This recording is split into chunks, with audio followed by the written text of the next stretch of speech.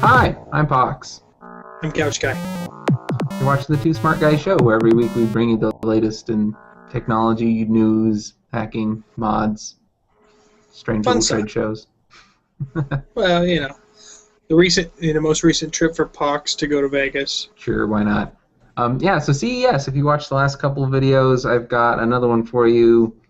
I got some interviews with the guys that did this FlyGrip, which is a cool little stand that you kick on the back of your case for an iPhone or Android or anything really. So you can make it a stand horizontal or vertical, and you can hold it for one-handed control, so you don't lose track of, or you don't drop your phone. Easier to drive and text that way. Exactly, it's for driving and texting. I was going to interview with the USB cloud people. They make a little like encrypted key. So basically, you make like a little. You store your files on the cloud, right? But the people can only access it if you give them the key. So you pop it in, and it'll take them to their little website. It's just like another little security measure, but I don't know. It's kind of neat. Like at a trade show, instead of giving you whatever they put on the stick, they can just give you the stick, and then they can change it dynamically later. Interesting little concept. Whirlpool had this really cool fireplace thing. It's like a concept. It's like they were saying it used light to heat the food, and it had these like little prongs that stick out, so it fit different pots and pans. And you had glasses, and you turn them on the tabletop. So for cold, you turn it one way. For hot, it turned the other. And they would turn red or blue. You have to see it. It's just it's not a real product or anything. It was just kind of like a concept. It was interesting. And then there was some interest. Then there was a couple products that were made by people more like you and me. They weren't big companies. Like there's this Wrap Pack, which is a lady that makes cases for iPads and iPhones, Androids, whatever, and she makes them out of yoga mats. She makes them out of yoga mats? Yeah. But apparently, I mean, what caught my attention is she was throwing her iPad up in the air and watching it drop on the floor, saying, "See, it works!" And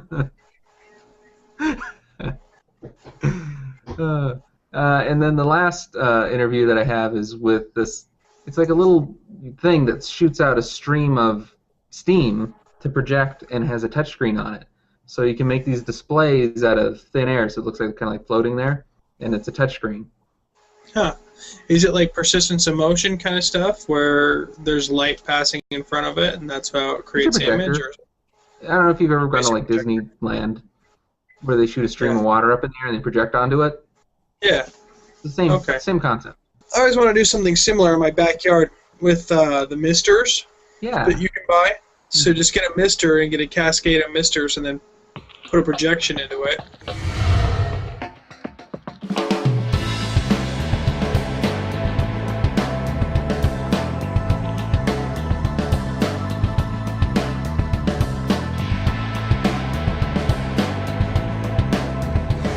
Michael, what is this FlyGrip? FlyGrip, first of all, is made in the USA. I wanted to point that out.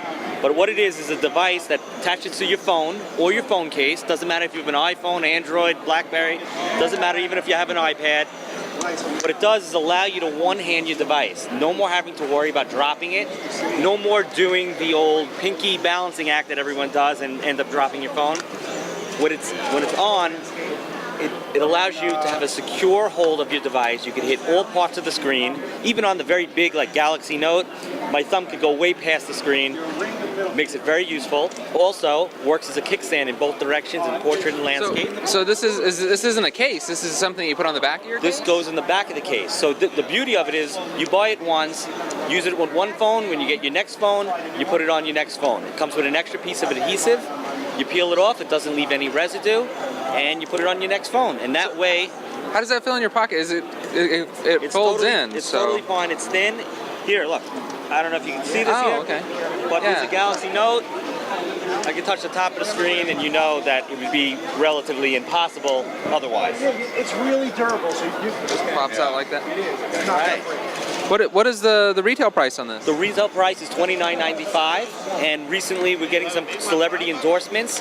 So we have a Bethany Hamilton line, which is the girl, the soul surfer, the pro surfer that got her arm chopped off by the shark attack. Yeah. She has 25% goes to her charity for anyone that buys anything on her line. And this year we're going to have a bunch of different designs like this and some celebrity other. And where can we pick them up? FlyGrip.com, and we're working on a lot of different distribution right now, so you'll see it in stores soon. Great. Thank you, Michael. Take care. Thanks.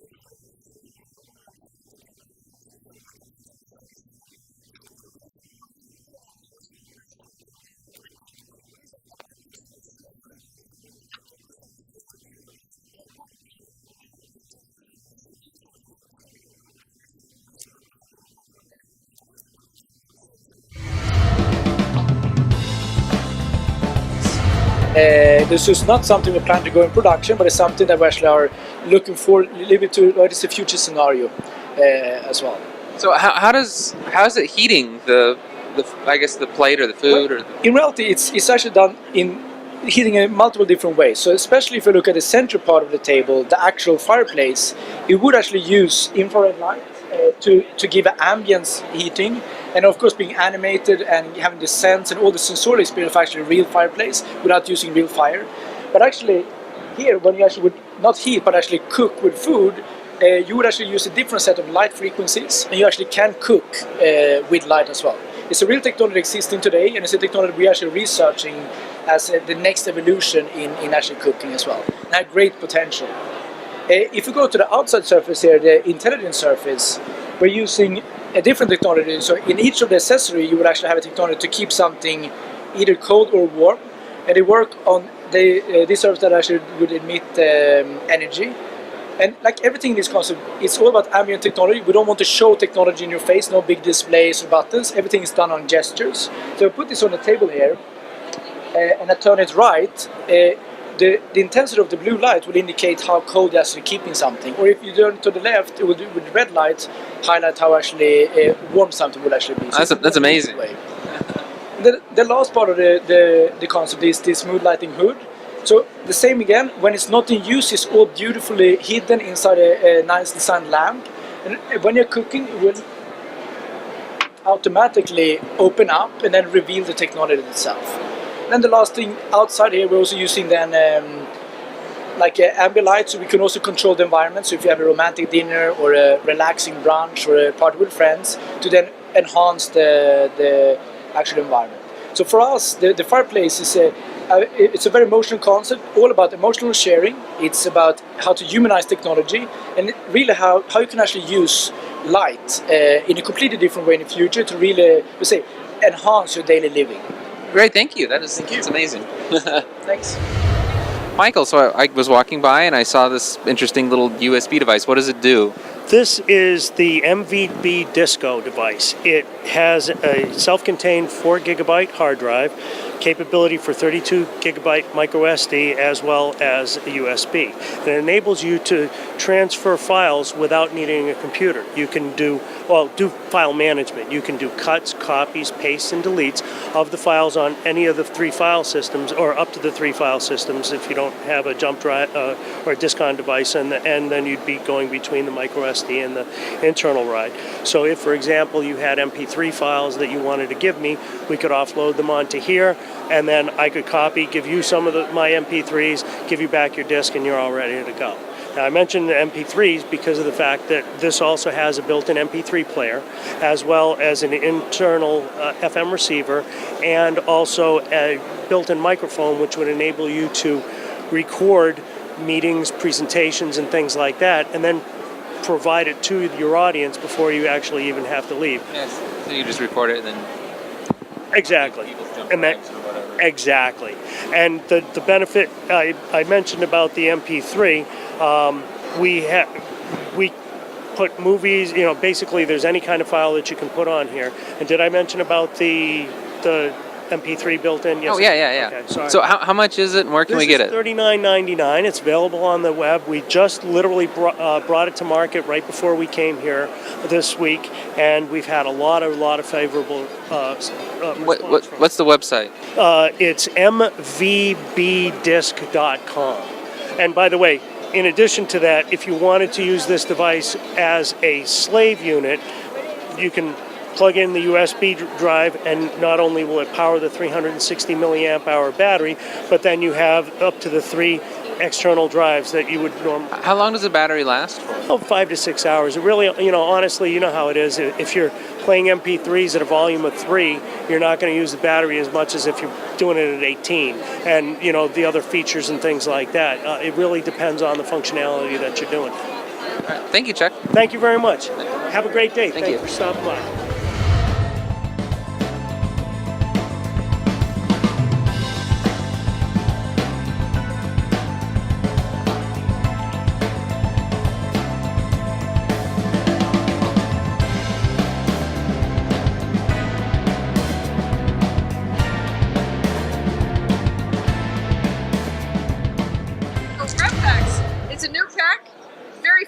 But we're all about function. We want to keep your gear in the pack so you don't have to transfer it in and out of cases. So we've put marine vinyl inside a case of yoga mat, so you never have to take it out of the case to use it. You can take it, you put it around, it's always on your body. It's impact and water resistant. You can ride your bike with it, you can travel with it. We have a charging port here, so you don't have to take it out to charge it. A hand strap for stability. You can take the strap off, and you'll have a hand strap as well.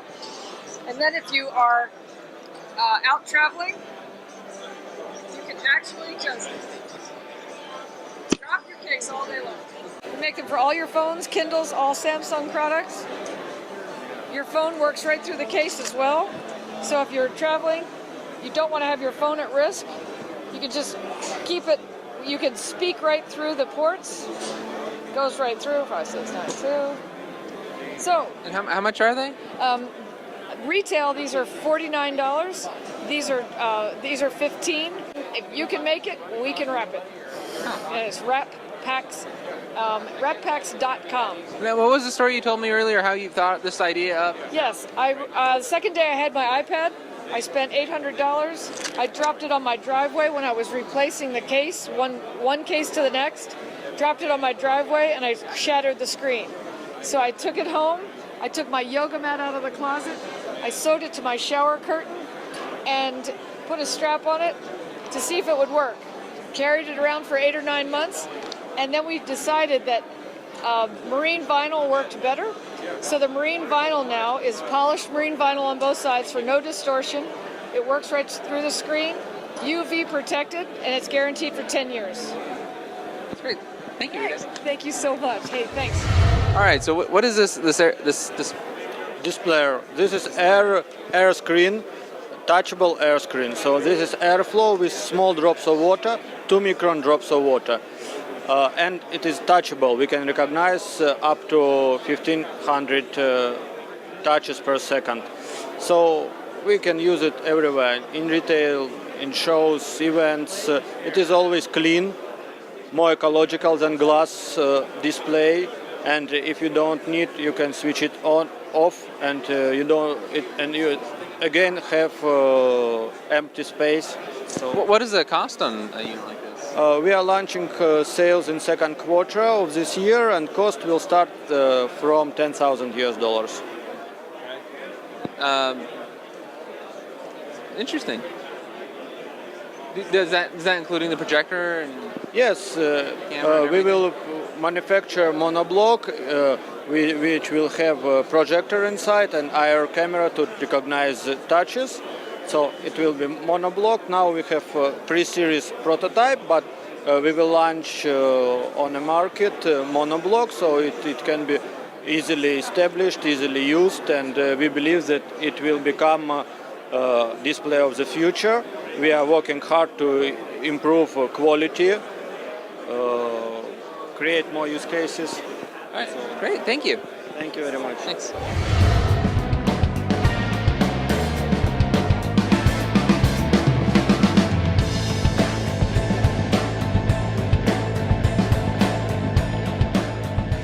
So what Neo is a device to prevent the loss or theft of your smartphone, your iPhone, or your iPad. So what you do is you connect Neo via Bluetooth to your device, and it creates a Bluetooth chain between your iPhone and your Neo. If that chain is broken, what happens is it alarms. The nice thing is you get to choose the distance that Neo alarms at. So for example, here at CES, I want a tight leash on my phone. So therefore, if they get separated and I walk away from my phone and it's on a desk, then what I can do is it'll alarm, so you can hear them both alarming right now. And that makes sure I go back and pick it up before I lose it. So as far like for your whole house, so like if you leave the house and forget something? Yeah, like laptop case? Your glasses, whatever. So you can actually make it up to 30 feet. So it's 1 foot to 30 feet of proximity, and you get to decide. The other cool thing is you can put on an anti-theft mode. So for example, if I have my phone in my hand and I'm at a coffee shop, I can put my Neo in my bag, turn on my anti-theft, and what happens is if my Neo moves, I immediately get an alarm. So again, to prevent the loss or theft of the product on that. So that's a quick synopsis of Neo. There's other added functions. Oh yeah, what is the retail pricing going to be? The retail pricing is $59.99. And where can you get it? Right now you can get it on our website at neostore.com, and we're just launched on Monday, so hopefully within the next little while it'll be in all the retailers. Perfect. Thank you. Thank you.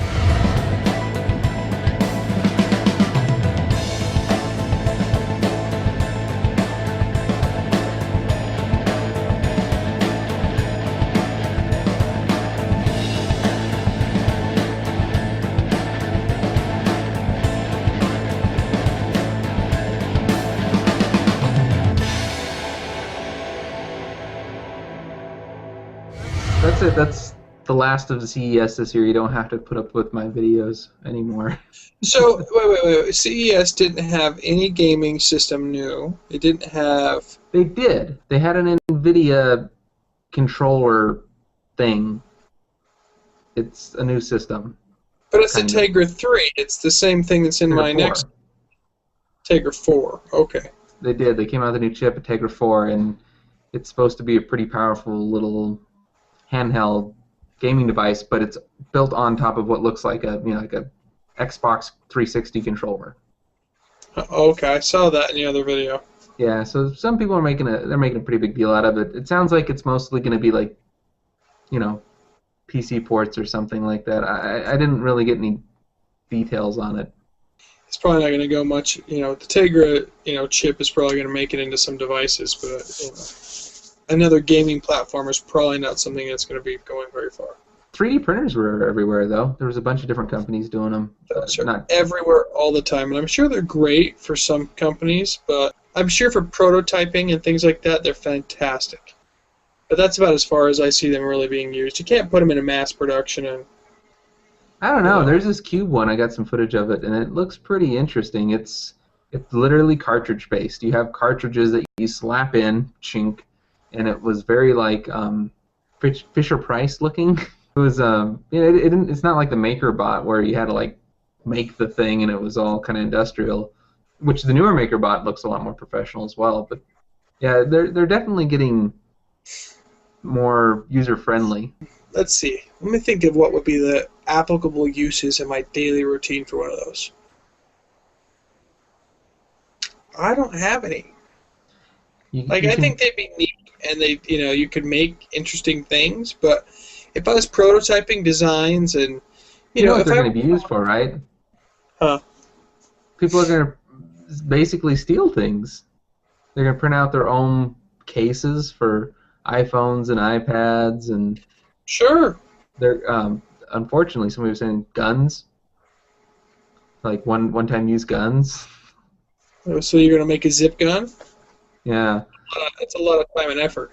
Like I can see this for the hobbyist, someone who is into model airplanes, model cars, boats, things like that, where they want to make a specialty part, and they can get like the CAD drawing for it and like shrink it down and make it, for like super detail. But I don't know. I don't see huge, unless I was prototyping, different things for my own machines, or if I like the maker stuff. I completely understand that, because these guys, they are making small machines, or they're making things that they just need. I have this gear, and I need to have the intermediate gear, and it, sometimes it's not worth it to buy it, or it's not easy to buy. Is there anything that was really super impressive that you're like, oh, that's got to come out because we need it? There was a lot more of the whole, this is what's gonna maybe move towards if enough people are interested and buy into it. Like the 4K TVs that cost $20,000. Yeah, that's a hard sell for me right now. I can see it maybe in 5 years, but not anytime soon. I guess White Westinghouse, or one of the really cheap companies, is doing a $5,000 4K TV. Oh, well, that's nice. So, it's still like only 4 times more expensive than it should be. Here's the thing. Had there not been a federal mandate for television stations to move to HD, HD would not have taken off the way it did. And they're not going to do the same thing for 4K. There's not a huge push to put 4K into homes by TV stations, by providers. You know for a fact that Comcast and all your other cable subscribers or cable companies don't want 4K, because the last thing they want to do, they don't even want to put in HD if they don't have to. They barely put in, bit rate for HD to be worthy of watching. You imagine if they were like obligated to put 4K? I don't think so. So that means that your only option is either disc-based medium, which is Blu-ray, or card-based medium, or IC-based medium, so they get higher hard drive, or data rates, or whatever they want to get. Which you're still. Yeah, they're talking about putting them on Blu-rays. Just use the a different compression, a better compression, and just throwing them on Blu-rays. You can absolutely do it with a H.264 compression. Under the sizes that we have now, you would compress a little bit heavier. Yeah. But still, once you get to that kind of compression, when you and I see 4K, we see 4K. When the world sees 4K, they're not going to see 4K. They're going to see what we would normally see as data rate-wise, maybe moderate HD data rates at a 4K, size. Well, that's kind of sad, because back when HD was not out yet and it was going to come out, we'd see these displays at NAB and stuff, and we're like, wow, HD is so clear and amazing. They were showing us, like, uncompressed or, video of HD. And now they actually have it on TV. You'll see stuff on TV, and whenever there's action, it's all blocky. That's the thing. A real HD signal, uncompressed, a beautiful HD signal, doesn't happen that often. And it definitely doesn't happen to the home consumer, ever. And I'm genuine about that, ever. The most you ever see coming out of TV stations, or even like most, let's say providers like a YouTube or a Vimeo, is such a compressed version of HD that, granted, it may be clearer and have better pixels, but it is in no way the same image that was captured. So if you're talking about 4K, there's no way we're going to see the same 4K that we see, you and I see at NAB, coming out of these cameras or coming out of these NLEs, coming to a broadcast or even a semi-professional consumer medium. It's just not going to happen. Not for a very long time. And if it does come out, it's going to be something that's really compressed and really, really shot down, or really, really narrow bandwidth, just so data rates can be kept at a constant level, and so that they can keep up with whatever their medium can be cheap and effective, and has to be cheap or else it can't go to the consumer. Yeah. So what Sony's doing with their TV, of course, is they're doing a set-top box that does digital downloads of 4K. You buy them that way because there's no media. Of course. Yeah, thanks for tuning in, guys, and please subscribe to the feed, and let us know what you think in the comments below, what kind of tech you saw either on our shows or just in the news in general on CES. And yeah, I thought about future shows. This little side note, future shows I saw that someone wanted to have a description on green screen, so maybe we'll put together green screen stuff, since I know it's going to start warming up again, and we can show your setup, and I can show you how I light my setups and things like that. We did an episode on green screen once before. We've done a couple of them. I don't think we've ever done one on how to light green screen properly. No, we haven't. Nope. So, and I might do something like that. But anyway, side notes, sidetracked. Watch our stuff. We got more stuff coming. Tech geek, hacking, video production. See you guys. All right, bye. This has been a Two Smart Guys production.